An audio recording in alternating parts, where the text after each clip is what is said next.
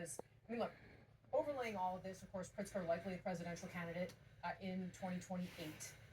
Very much, Donald Trump has focused in on states that are run by Democratic governors, especially those with high-profile potential futures. Governor Newsom being the other example. What did the president tell you, and how do you see what Pritzker did here today?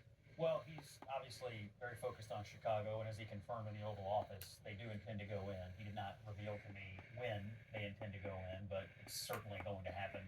That's number one. Number two, he doesn't think much of Pritzker or the mayor of Chicago, frankly, and had several insults for them. Number three, he believes what he did in Washington, D.C. has been a brilliant success. And he's familiar with the statistics on the number of people who've been arrested, the amount of illegal guns that have been taken off the streets here, the immigration enforcement that's gone on in Washington. And so I gather that he sees that as a template for rapid reduction in crime in places like Chicago. And I would just note while we've been sitting here that the mayor of Chicago, of Washington, D.C. has apparently signed an order welcoming federal law enforcement presence indefinitely in Washington. And she has said that it's working. And she has said that she appreciates the surge of federal resources. So when I spoke to the president, what I sensed was someone who believed he'd gotten it dead right, that you can have rapid results, and why wouldn't he? He has a responsibility as the president to go into these cities that he believes are in a crisis of violence and mayhem. Jonah Goldberg, you are a longtime conservative, of course, not as friendly with the president as our Scott Jennings over here, necessarily.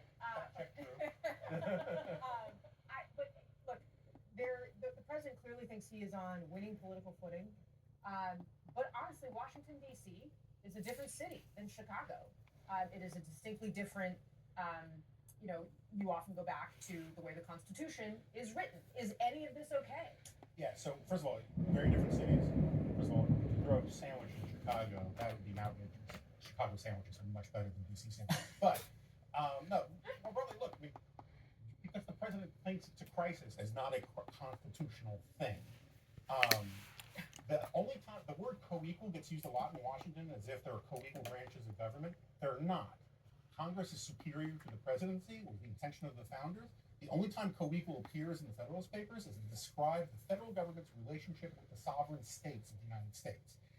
The president cannot simply unilaterally declare an emergency and override the constitutional obligations that he has. If that's the case, I would just caution a lot of conservatives who celebrate all of this, and I'm all for crime reduction, but the conservatives who are celebrating this, you listen to the mayor of Chicago talk about the gun crisis in America.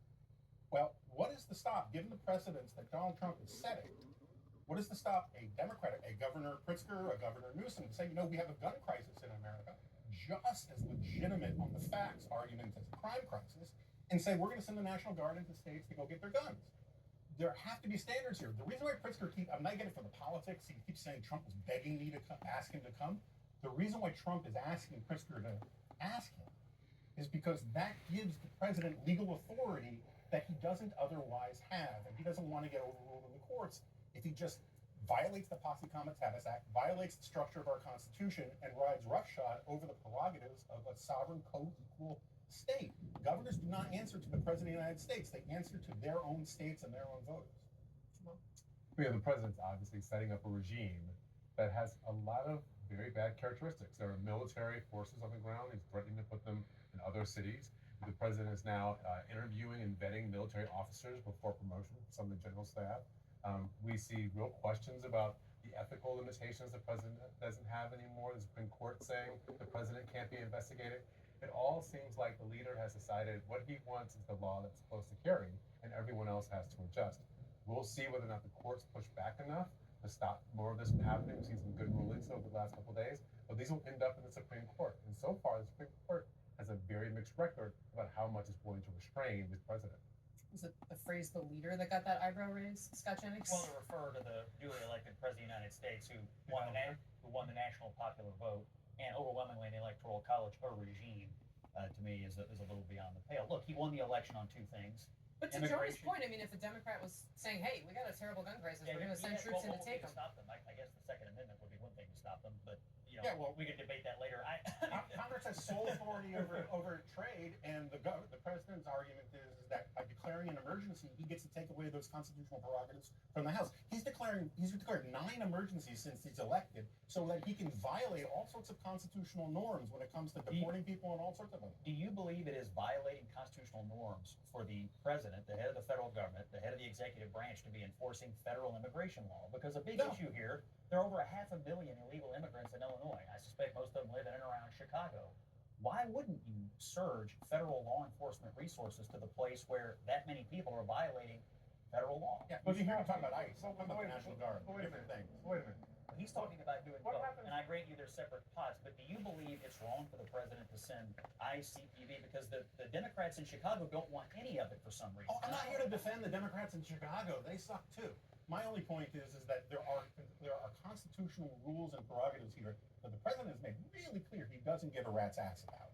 And neither do a lot of the people who just simply say because he wants to do it, therefore he should be able to do it because he's declared a crisis. And as the president said, I'm the president of the United States, I can do whatever the hell I want. That is not what we have in this country. Well, he is saying that he believes it is his responsibility when there is an emergency in the country to try to respond to that emergency. And what he has also said is that these Democrats should be asking him for help. And by the way, what's happening in Washington right now, I think, shows what could happen when some local person, even a Democrat, says, actually, you know what, this is a good thing. So, but I stipulate he has the constitutional authority to do it in D.C., right? He doesn't have the constitutional authority. Why would a How Democrat is resist?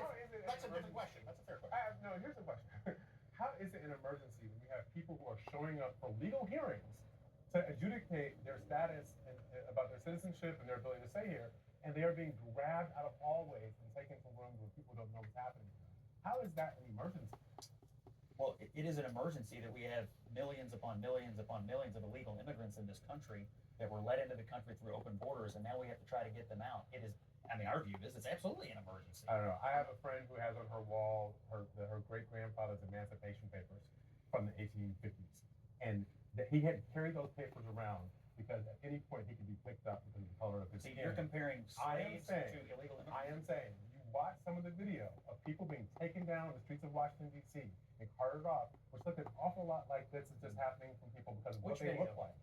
That is very concerning to me, and it feels a lot like they are being targeted because of what they look like, who they are, not because of what they've done. All right, we're going to push pause here on this conversation because I do want to bring in the former Democratic mayor of Chicago, Lori Lightfoot. Madam Mayor, thank you very much for being here.